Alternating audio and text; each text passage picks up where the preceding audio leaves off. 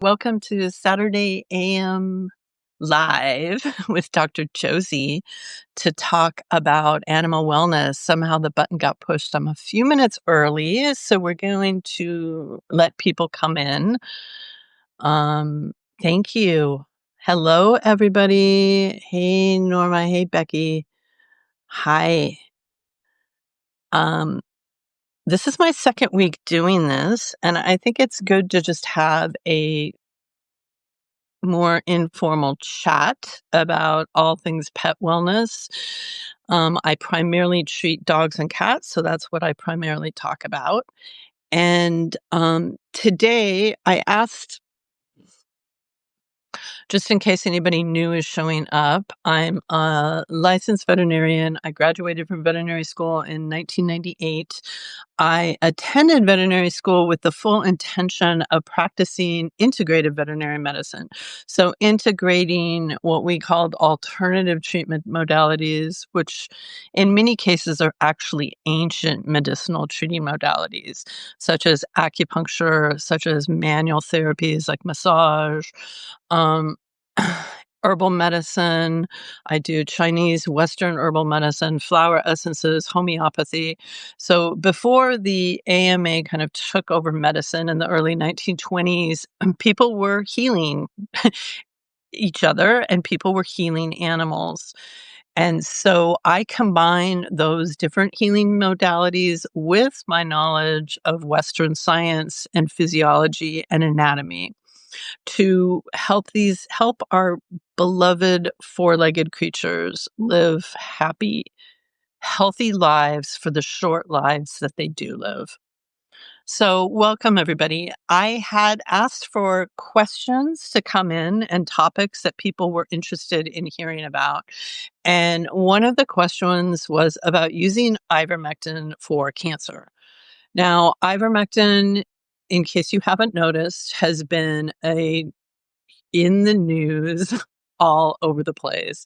I'm calling it the medication that everyone loves to hate, but that seems to work really, really well in certain cases. And so I'm going to address that. And first, a few things. Next week, I'm going up to the American Holistic Veterinary Medical Association annual conference. It's being held in West Palm this year. So I will not be here next Saturday. But again, you can put in different topics that you want to hear about. I did have another question that I probably will not have time to get to this week about an animal with spleen deficiency from a Chinese medical diagnosis. So I will be diving deeper into Chinese medicine probably when I get back from the conference. I'm really super excited for the conference because there's going to be one of my favorite herbalists, this amazing human herbalist, David Winston. It's going to be giving like 8 hours of lecture on herbal medicine. So I can't wait for that. So I will come back with some new information, I'm sure, for you guys. So now that it's 11 o'clock, we can jump into ivermectin. When I'm just going to be like honest here and tell you my experience with it. And we're going to go a little bit in its history because I think it's a very, very interesting molecule. First of all, it was developed and began being used in veterinary medicine and human medicine in the late 1970s. It was actually found, there was a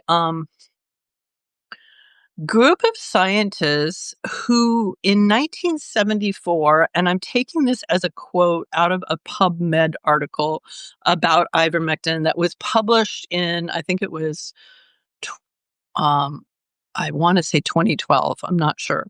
But anyways, it was before COVID and this whole ordeal. And they found, quote, a highly potent bioactive fermentation broth that came from an organism, a bacteria isolated in Japan. And the name of the organism was Streptomyces avermatilis. And it was a single bacteria that they found in the soil in a specific part of Japan, somehow made it into the lab.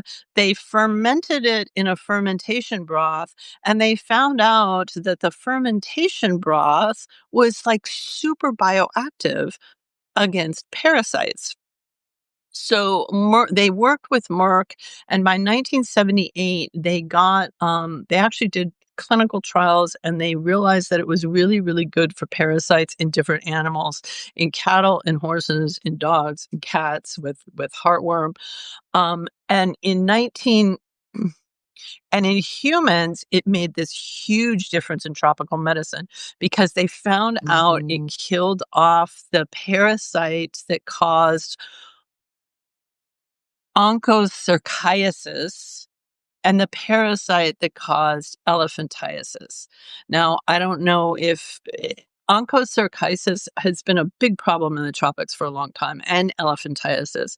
And it's the parasite that causes these big, gigantic growths on humans, like the man's scrotum that's huge and growths coming off their legs and arms and different parts of their body. And this ivermectin, which is the group of substances that ivermectin is a part of, killed off these parasites extremely quickly. Like within 24 to 48 hours, it knocked them out. So it has been used in the tropics as a medication to prevent parasitic illnesses since the late 1970s. In 2015, a man received the Nobel Prize in physiology and medicine for his work with ivermectin. So we know it's an antiviral. Now, it came around just as COVID was amping up, a journal article came out, study showing that someone in the lab had found that ivermectin in a petri dish was preventing human cells from becoming infected with COVID SARS. And actually this happened in my backyard because I started hearing on the news about ivermectin, and I'm a veterinarian. The way I've used it has been in heartworm treatment for dogs and cats. And it's been for mainly dogs, and also treating scabies at a higher dose injectably, because scabies is, again, one of those skin parasites that it's very, very effective for. So I started hearing about people taking it for the virus, and I was really skeptical. I'm like, but it's an anti-parasite. How is it good for a virus? Well, what had happened is this journal article got published that in vitro in the Petri dish, they found ivermectin was preventing the virus from infecting cells. Now, there was a doctor at Broward General Hospital, which is literally in my backyard in Broward County. And he had two severely sick COVID patients in the hospital, both of which he was telling his wife at the time, who was also an MD, that he was probably going to have to go in the next day and put them on ventilators because they were doing so poorly. And that was a recommended thing to do to people at that point in time, very early COVID. She was sitting up late at night reading this journal and saw this article that was posted. And she said, nobody has tried it in live humans. They've only tried it in the Petri dish. So he went into the Broward General Hospital the next day, and he found that they did have some ivermectin in the pharmacy that was used in tablets to kill parasites. And so he went to the two patients, one of who was already, I think she was like unconscious, but her son was told the doctor, he said, I'm willing to do anything, any kind of experimental treatment. Just I'll sign off, I'll sign the waivers, whatever you can come up with. So this doctor treated these two patients with ivermectin. Within 24 hours, from being so bad that they were about ready to go on a ventilator, within 24 hours, they got up and they walked out of the hospital and went home. Yeah, so I heard this story, and then I started following Dr. Pierre Corey, who was a pulmonologist, board-certified pulmonologist, and he was one of the big advocates behind the repurposing. He talked to these doctors because doctors were talking all across the country. They're like, what's going to work to help all these people that are getting sick? And he talked to these doctors, and so they started using it. Now, what was very interesting as well, and you can read all about this in RFK's book about Fauci, is they went around and the government and they literally bought up stores of ivermectin in Africa and took it out of circulation, even though it was being used in Africa for valid purposes. And then they started this whole campaign against horse medicine being used for the virus, to downplay it and make it this big, oh, you can't use it, it's too dangerous, or it doesn't work, or this is just ridiculous. And today, when I went in to look up some just basic facts of ivermectin for you guys, even on the internet today, they have this big thing. Well, it's a prescription medicine and you have to go to a doctor and you have to be careful and blah, blah, blah, blah, blah. So, since so many people started using it not only to treat COVID, but as a prophylactic to take to prevent ever even getting COVID, which I know quite a few people have been doing, they have realized that it not only it's an antiparasitic, it's an antiviral, but the antiviral component of it, they found 50 different mechanisms on the way that ivermectin prevents a virus from entering a cell, taking over the machinery of the cell, reproducing itself, and spreading the virus. 50 different mechanisms. So there's very few drugs out there that work in this manner. And when you have something that works with 50 different ways, counteracting like a virus or a parasite, it makes it very unlikely that there will ever develop any kind of drug resistance to this product. And so even I looked at a paper about using it to treat onchocerciasis, and after all these years, there is still no drug resistance to ivermectin in treating onchocerciasis, which is pretty, like, damn remarkable. Excuse the cuss words, but it's really remarkable. So then they started looking at and finding that it has effects against cancer cells. And Dr. Judy Morgan did a really good video you can look up on YouTube, and she went through the different PubMed articles on the cancer cells. So again, just as it has multiple antiviral mechanisms, it has multiple mechanisms against cancer. So some of them are, it has 4 different mechanisms on causing cell death, not just apoptosis, but there were like three other mechanisms, autophagy and a couple other things that they have found in the laboratory where ivermectin actually causes cancer cells to die without causing normal cells to die. It inhibits the proliferation of abnormal cells, and it inhibits metastasis of cancer cells. So it's almost going after cancer cells like it goes after one of these parasites or one of these viruses. It's also, and this is very interesting, is it prevents drug resistance to chemotherapy drugs. So if a person, which is a big problem, especially in lymphoma, so if a patient their cancer cells have been resistant to the chemotherapy drugs they're using, they can use ivermectin and it will reverse that resistance, which is pretty amazing. There's not that many drugs out there that can do that.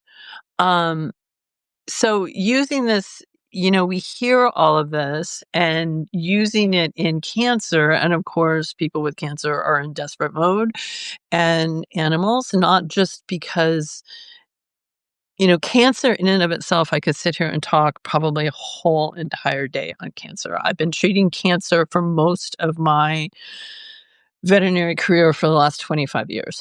And I've seen some remarkable cases of, animals coming out of cancer, or tumors just they stop growing and they just sit there and the animal lives out a normal life with just a small tumor there. I have a handful of people that I know personally that I have sat and talked to personally who are either Mhm. family friends or friends, acquaintances, and they that I know had some pretty serious cancer. Two of them even spread throughout the body that it kind of miraculously disappeared. And I want to say miraculously because some of them, they were given months to live, and yet they completely changed their lifestyle. They walked through a portal of sorts, and the cancer disappeared from their body, and nobody can explain how or why. So cancer is a very interesting thing. Back in the day, and people are still talking about it now, is cancer caused by a virus? We do know that there are segments of man-made viruses that do involve oncogenes. Is cancer made by a parasite? Yeah, we don't know, but there's certain amounts of evidence leading that direction. There's also, I do know that I think cancer is linked in with our emotional, mental, and spiritual health. If somebody's really hopeless and really depressed and the immune system is really down, I think cancer can show up for them to either as a portal to exit out of this physical reality or as a way to completely change their life and walk into a new life altogether. So that's a big discussion. Using ivermectin with cancer, people are combining it with another drug called fenbendazole. Fenbendazole is a dewormer that I have used my entire veterinary career. It's called Panacure. It comes either in granules or a white liquid. It's used in horses, it's used in cows, it's used in dogs and cats. It's used as a giardia treatment. Again, it has some antiparasitics, and that's primarily what it was used for as a dewormer, but it also coats and soothes the intestinal system. So they're finding that combining ivermectin with fenbendazole, there are stories out there of people clearing cancer from their body. Now, I don't know, there are no studies. So long-term follow-up, were these people, what kind of cancer were they diagnosed with? Where was the cancer at? What dosages were they given? How long were they on it? Did they pulse it? Did they stay on it? What kind of diets were they on? What other therapies were they on while they were taking it? These are a million and one questions. But I think there's enough evidence coming through people of stories that people are willing to try it. Now, trying it in your dog and cat, ivermectin has one issue with dogs. Cats don't um, when I looked actually in the Plum Handbook, we don't I used it in scabies and cats, but there was some question of cats' livers being difficult to handle it, although I do know veterinarians using it in cats for cancer. Um, but there is that question. Now, in dogs, you want to work with a veterinarian, whether you have a cat or a dog, if you're going to use these therapies, and work with one that is willing to work with you and do some investigation. There are groups online where veterinarians are sharing different dosages. The dosages and the protocols are all over the place, you guys. Because there's no science being done behind it. What you have to be concerned with dogs is there's a mutation that certain breeds of dogs have called the MDR1 mutation. This mutation makes their blood-brain barrier leaky. Now, ivermectin at super high doses can cause neurological signs. It usually does not cause severe neurological signs in dogs that do not have this mutation because it doesn't leak through the blood-brain barrier. Dogs with this mutation, it can cause severe neurological signs and be really dangerous for them. So before you put your dog on this for cancer treatment, you need to get them tested for the MDR1 mutation. Now, most of the dogs are herding dogs, Aussies, Collies, Shelties, um, Old English sheepdogs, but sometimes you can have crossbreeds and they'll still have this mutation. So that's one thing to watch out for. The other thing to watch out for is the actual dosage.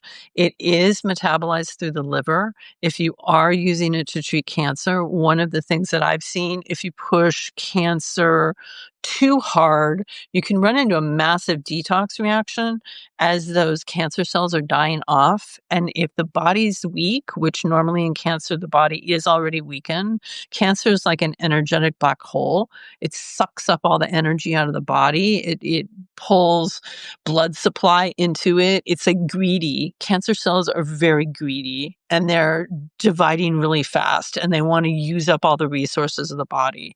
It's like the greed disease, I call it. Um, so you need to do a lot of supportive care with these animals. And most people are usually pulsing ivermectin and fenbendazole, like on for 3 to 4 days, off for 3 to 4 days. Um, yeah, all they can go by is the dose for parasitic prevention. And honestly, it's difficult because there's different dosage for parasitic prevention as well. Now, in the Plum handbook, they do list, and I think it's only in the actual old Plum handbook. What I found is very interesting, you guys, is there there's a lot of rewriting of history going on right now, and there's a rewriting of medicine because you have to understand that all of the editorial boards of all of the major medical journals and research outlets have literally been taken over by big pharma. Um, the drug handbook that we use in veterinary medicine is called Plum's Drug Handbook. Now, it went digital a few years ago, and I have the digital copy because I have it on my phone. I don't have to carry around a 3-inch thick book and pull it out to look things up. I looked up ivermectin on there, and I swear to God, it's been changed over the last 6 months or so since the last time I looked it up. But then I went to my original veterinary drug handbook, Plums, that I carried around with me. I carried this in my pocket on clinical rounds my entire 4th year of vet school. And this was in 1995 issue. And it actually has different information in it about ivermectin than what they're showing now. And it does talk about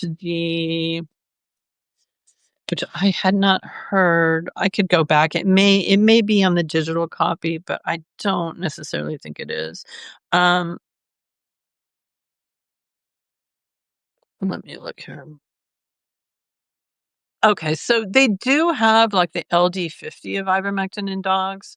So in here they say in dogs, symptoms of acute toxicity rarely occur at single doses of 2 milligrams per kilogram or less. At 2.5 milligrams per kilogram, mydriasis occurs. That's where you start seeing changes in the pupil from the neurological problems. And at 5 milligrams per kilogram, tremors occur. At doses of 10 milligrams per kilogram, severe tremors and ataxia are seen. Deaths occurred when dosages exceeded 40 milligrams per kilogram, but the LD50 is 80 milligrams per kilogram. So the LD50 it's called lethal dose 50. And they use this in toxicology studies where they take a group of animals and they keep increasing the dose of the drug until 50% of that population of animals, that group of animals dies. That's called the LD50. So it's the dose that kills half of the study subjects, which is a really gruesome it's a really gruesome figure. So what they are saying in terms of, so you probably want to stay under single dosages of 2 milligrams per kilogram, which is 2,000 micrograms per kilogram or less. Now, when we're talking heartworm preventative, it's like given at 6 micrograms per kilogram. And what did I say? The symptoms of acute toxicity occurred about 2,000 micrograms per kilogram. So, like HeartGuard is like 6 micrograms per kilogram. So that's a huge dose range. Um, But that gives you an idea of where we wanna stay below. Now, it is metabolized by the liver. There have been some cases, and again, all of this is anecdotal. It's what people choose to post, who knows what's not being posted and what's going on. There's been people that have gone into liver disease, and there have been some animals on long-term high dose of ivermectin and fenbendazole in liver disease. But you have to understand the liver and cancer, the liver is one place where the cancer cells actually like to metastasize too. The liver has all these metabolic pathways. It's breaking down all the junk in the body so the body can excrete it. It's like a big chemical factory. So if it's put under too much pressure if there's cancer in there, there might not be a lot of the liver functioning in some of these individuals and patients that underwent liver failure. So without follow through, without autopsies being done, without some kind of things being measured, it's really, really hard to tell. That being said, I do know just from groups that I'm on online, people are using it for cancer. People are seeing some really good results from cancer. I have had 3 different patients on it so far for cancer. I put them on it when the people came to me wanting to try it because it is extra label use, and I'm not gonna go out there and advertise, "Let's put every dog and cat on it." Um, One dog was a little schnauzer, had a really big tumor in its thyroid, and the dog was also on Chinese herbs, the dog was on a really good whole food diet, clean diet, some other supplements, and then we did the fenbendazole and ivermectin, rotating like 3 days on, 3 days off. I lost track of the patient. It was during COVID, and they lived quite a ways away from me down south, south of Miami, and I talked to her finally, and what turned out is the dog lived for like 6 months without that. The tumor was growing really fast. The last time I talked to them, the tumor stopped growing and was just quiet, but it was right on her neck. I was afraid it was gonna, compress her trachea or do something like that. But she lived a long time. She didn't die. She actually didn't die of the cancer. She ended up falling off of a really high bed. She was a little schnauzer and she broke her pelvis somehow. And it was so painful, and trying to put her through surgery from that, she ended up losing her life from having a broken pelvis. So there was that one. One of the other cases I did try it on, the dog had, it wasn't lymphoma. I'm trying to remember. It might have been hepatic carcinoma. Anyways, the dog had a pretty severe case of cancer, and I took the cancer case on without knowing until I sat down to take a really good history from the gentleman. This dog had been on 5 years worth of daily Apoquel. And so we did the ivermectin and fenbendazole and just hit the dog with everything, ozone, everything we could think of, and the dog did not survive 3 months. But these are the cases that I'm seeing with that Apoquel, is just the turbo cancers, cancers that are just spread like wildfire through the body, no matter what you throw at them. So I really, really encourage people to think twice about using Apoquel for allergies. I would rather see a dog sit and scratch and itch than have cancer from Apoquel. Um, Kimberly, you can use them alone, but most people use them together because they're finding a synergistic effect between them. And I think what they're doing, doing ivermectin for 3 to 4 days and then doing fenbendazole. So the body gets a break from each drug and alternating usage of them. Um, I'm just looking back at some of the questions. More effective than others. We don't even know that, Kimberly. Nobody's keeping track of trying to. It's really hard to read your questions here. I'm trying to go back. Nobody's keeping track of anything. So, people are just sharing things online. I've had success in using fenbendazole, immune mushrooms, and chlorine dioxide. So that's another thing. people are using chlorine dioxide with it. I think that's another I mean, I know Norma uses a lot of chlorine dioxide, and she has a product that is, safe to use. I do have a good friend that was making his own chlorine dioxide and went on that, and it really, he had an adverse effect and had to stop it. So that's the thing. It depends upon the individual body again. Um, I have an indolent form T-zone lymphoma. I mean, if you're if here's what I say about cancer is you want to throw whatever you have at it. Ivermectin, because it's not going to be resistant to it. Just keep it at a dose that you know isn't going to be toxic. If you start seeing neurological signs, back off on it. I'm going to throw this out there because it's just, I had an experience when I was practicing out in New Mexico, and a lot of people will get the injectable equine form of acupuncture and they'll dilute it down for heartworm disease, or a lot of people out there had barns, had horses. I had a husky come into me, and the husky had gotten hold of a full bottle of equine injectable ivermectin, and that was, I think it wasn't quite a 50 ml bottle. I think it was like a 20 ml bottle, and the dog had chewed up the entire bottle of it. They found the crumpled up plastic in his mouth, chewing on it, and pulled it out. By the time they got the dog into the clinic to see me, the dog was in full blown grand mal seizures and was unconscious and seizuring. So I put the dog on. I intubated the dog, got the dog on oxygen. I called poison control, and they were like, "You got to just wait it out.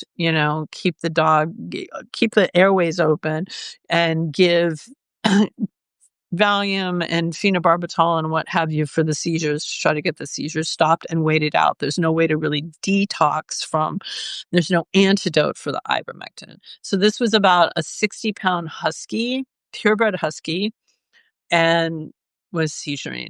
So we got the seizures stopped with medications. He was on a ventilator because we just knocked him out. When I brought him to, a couple hours later, I just left him on oxygen, and he was knocked out from the Valium and all the drugs for the seizures. I brought him to, and he was okay. I was afraid he was going to have all kinds of crazy neurological problems ingesting that much ivermectin. So he went home with the owners. I warned them about potential further seizures, about long-term neurological effects. We don't really know what's going to happen. And actually, that dog came out of it and led a normal life and didn't have adverse effects, which was really kind of shocking. But so that's another case of it. It takes a lot to really be, but you don't want to go up to those levels. And the other thing with cancer, and I've seen a lot of, when you detox, a lot of people don't want to see their animals sick. They don't want to see them vomiting. They don't want to see them in a lot of pain and suffering. So you never, if the animal does stop detoxing, usually you stop everything, pull everything off, get them back eating again. So it's better to take things slowly, incrementally, and not push them too hard. They can also die from a detox reaction. If that many cells in their body are dying, and again, their bodies are weak, they're usually Qi deficient, their immune systems aren't functioning up to par. That's why they got cancer to begin with. So you got to take it easy with them. And that's usually the limiting factor. I mean, I do know people using, I think IV vitamin C is helpful. I've used proteolytic enzymes. People are doing ozone now, a lot of different things. But again, you can only push the body so far. You got to give some supportive, nourishing care to the body. Make sure that they keep eating and feel at least decent enough to eat. But a lot of that comes from my Chinese medicine background and supporting the spleen, supporting the digestive functions, that's why I like the mushrooms a lot, because the mushrooms are very supportive to the body. They're not just going in there to kill, kill, kill, kill, kill. I mean, you need both, but you've got to support the body to be able to handle it. All right. So there's my spiel. Again, I think they are still part of the reason ivermectin gets such a bad name is because it's cheap. It's super, super cheap. And it's off patent.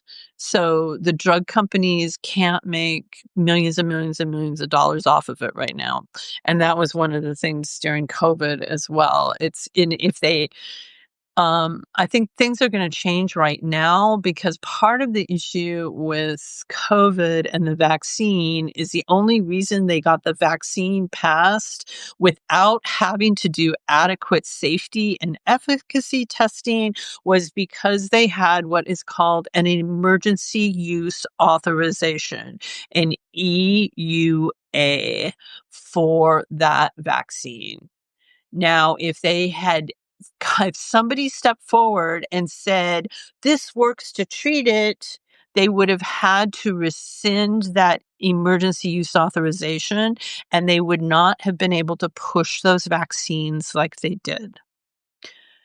This last week, I believe it was yesterday was Friday. It may have been Thursday or Wednesday. RFK just removed and did away with the emergency use authorization on the COVID vaccine, which completely turns the table on everything that was going on. So that because there are a lot of other different ways to treat the virus beyond what they wanted us to know. So that's going to switch things around a little bit, but that's just the politics behind this. And, for me as a veterinarian, as a healer, it's really, really sad that politics has to get involved in helping animals and people live healthy lives. And I'm not political one way or another. I'm for health. And I'm for people being able to choose what they put in their bodies, what they don't put in their bodies, and to have available some really, really good things that can help you feel better, that can help our animals feel better, and help all of us heal better. And that goes back to the food too. So one of my big things is especially even with one of my sayings with cancer, because that seems to be what we've been talking about a lot today, is that the best treatment for cancer is to prevent it in the first place. And one of the best ways to prevent it in the first place is to support the body to not to remove as many toxins and cancer causing agents to from the body to just not take it in the first place. And that means eating very, very clean food, which thank goodness there is a big movement right now in this country to go towards eating good food that is not shoved full of hormones and antibiotics and toxins and pesticides and da, da, da, da, da.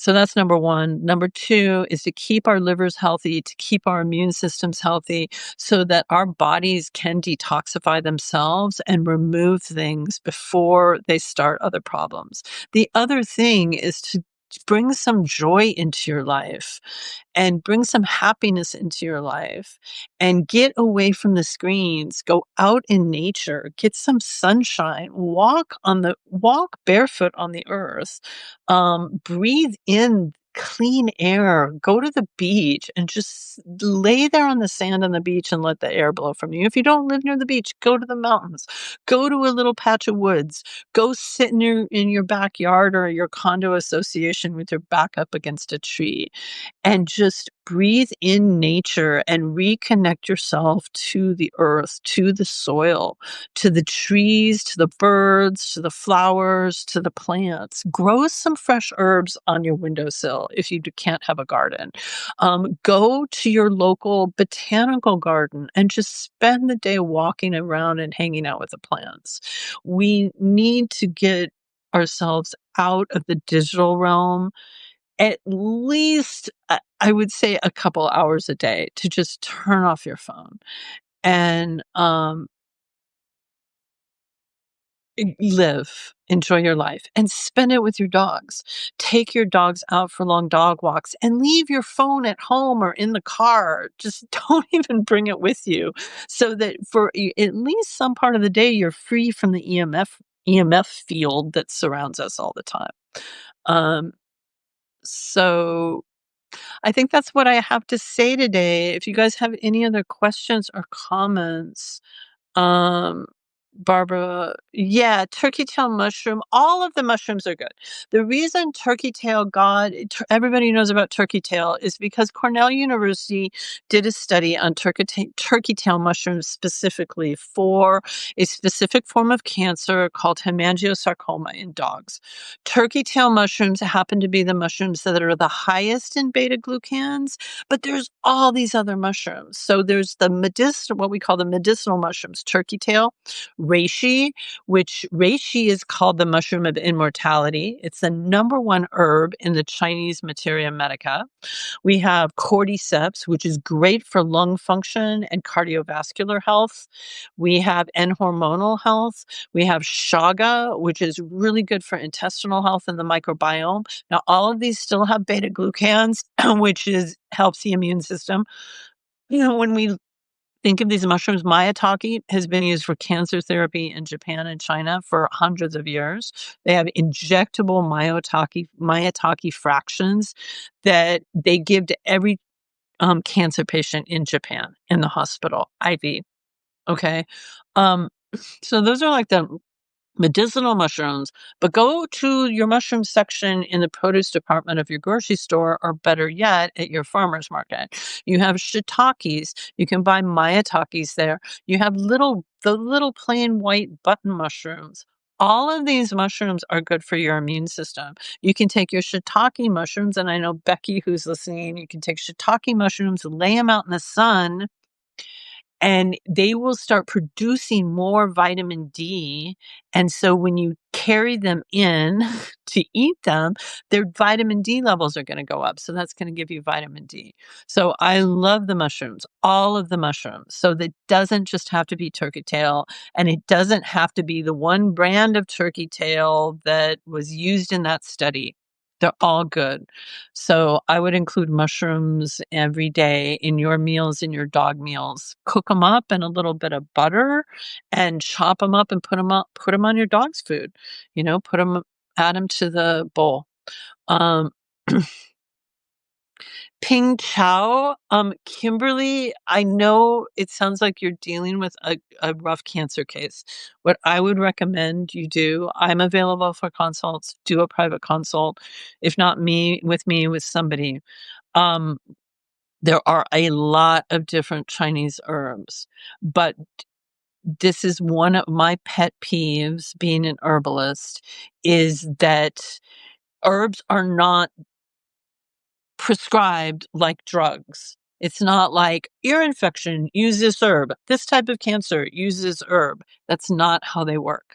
What I do with my herb, now there's some that I do use in cancers. There are some formulas that I, you know, use in a lot of cancer cases. There's some formulas, if they're weaker or have something else going on, I'll add in additional herbs. But I prescribe according to the individual's energetic pattern, to what they are telling us that their body needs. Okay, that's how I use herbs. So it's not like you can have a little chart and then prescribe off of them.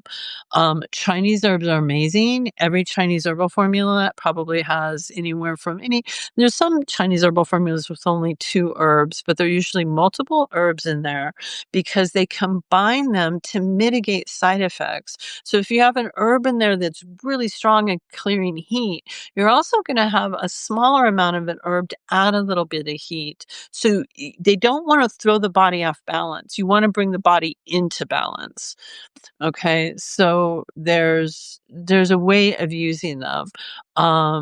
And you need to look at, if I were to look up that herbal formula, you would see, okay, what is it, heat clearing? Is it cold dampness? Does it have chi tonics in there? Does it have blood tonics in there? Does it have blood movers in there? Like all these different things. And then does that fit what's going on with the patient. So I need to see like the color of their tongue. I need to know, do they wake up at certain times of the night? What is their digestion like? Are they hot or cold on different areas of their body? So I ask a lot of questions like that and tune into the animal to find out what's going to be best for them. So it is an art. It's not just look it up in a reference book and do that, which that's kind of like cookbook herbal medicine. Some people are doing cookbook acupuncture that same way. But you get better results as you fine tune it. Okay. So that's why I don't ask, I've um let's see. I think I've gotten all the questions. So yeah, the best thing would be to work with somebody um, who's been using the ivermectin and fenben on some cancer cases, or who's willing to work with you and do some, ask other vets and probably start out low to see how they're gonna do it, and don't go to super high doses. Know if your dog has that mutations to see if they have a leaky blood-brain barrier, and be reasonable with it. Cancer's tough, and I started out, I worked for 8 years in animal shelters, and when I was younger, I saw a lot of animal deaths, and I started doing hospice in animals long before hospice was even a thing in veterinary medicine.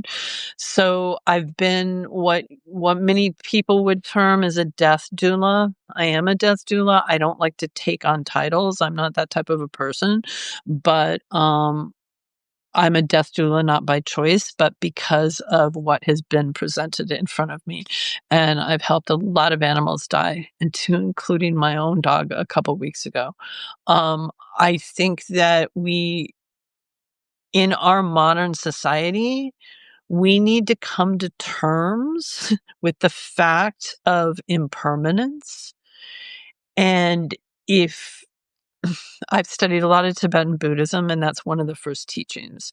They have you sit down and meditate on your own death and the fact that we are not going to be here forever, and that our loved ones, whether they're human or animal, are not going to be here forever either. And our animal loved ones are even going to be here for a shorter time. So when you start realizing and accepting that, it's a big, hard thing to accept. And our modern world is in lots of denial over it. But if we would accept it, we would take every day and every minute as something so precious. Sorry, because I see so many people fritter away their time on this planet with their animals, with their loved ones, with their kids, with their own lives, with their own potential of what they could be doing out there. And, we don't have a lot of time. We have less time than we think we have. So I think that is a good thing to come back to, so that when it is their time to go, when we have them and they're healthy, we enjoy them and we spend time with them and we do amazing things with them. And then when it is their time to go, we can let them go in a very graceful way. And we don't go into such crisis mode trying to eke out one last hour or one last minute with them. And believe me, I know what that feels like because I just went through it myself. But when I look back on the life of my dog, um, we did a lot of really fun things, and I spent a lot of time with her, and I have no regrets. Okay. She was only in a hospital for, she was only in a hospital 3 different times. But I will tell you, I spent a lot of money on really good dog food because I don't have time to make my own. And I took the money that I would have spent on cancer treatments, on this, that, and the other, and I put it into dog food. And that is my number one piece of advice for all of you out there. Now, my number one brand of dog food that I adore and that my cat is completely living on right now, she's 20 years old, and that my other animals always get some of it in their bowl is called Solutions Pet Products. And the reason being, it is clean. It's coming off of a farm, no antibiotics, no steroids. It's a multi-generational farm, multi-species farm, and it is including fermentation in with their meat. All right. So that's how I'm gonna close out probably every session is spend your money on good food for your animal, because every meal matters and every day matters with them, because we do have them for such a short period of time. And on that, I'm gonna close out, you guys. And I won't be here next Saturday, but I will come back with some interesting stories and interesting news, I'm sure, from the American Holistic Veterinary Medical Association meeting. And you can always message me here. You can contact me on Facebook Messenger.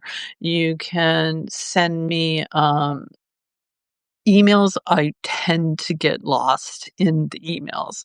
But again, Facebook Messenger or messaging me here is probably the best way to get a hold of me. And you can also go to my website, drjosiepetvet.com, that shows my consultations. My calendar is always showing full because I need to talk to you and go over some things in order to schedule you appropriately. I don't do well with digital calendars because my schedule's all over the place. So, if you can do Facebook message me, you could email me at consultwithdrjosie@gmail.com. That's consult, CONSULT with DRJOSIE @gmail.com. Thank you very much. Have a wonderful Labor Day weekend and get out there and do something with your animals. If if you do nothing else, give them a big hug and tell them how much you love them and do something fun. Okay? We'll talk to you soon. Take care, everybody. Bye-bye.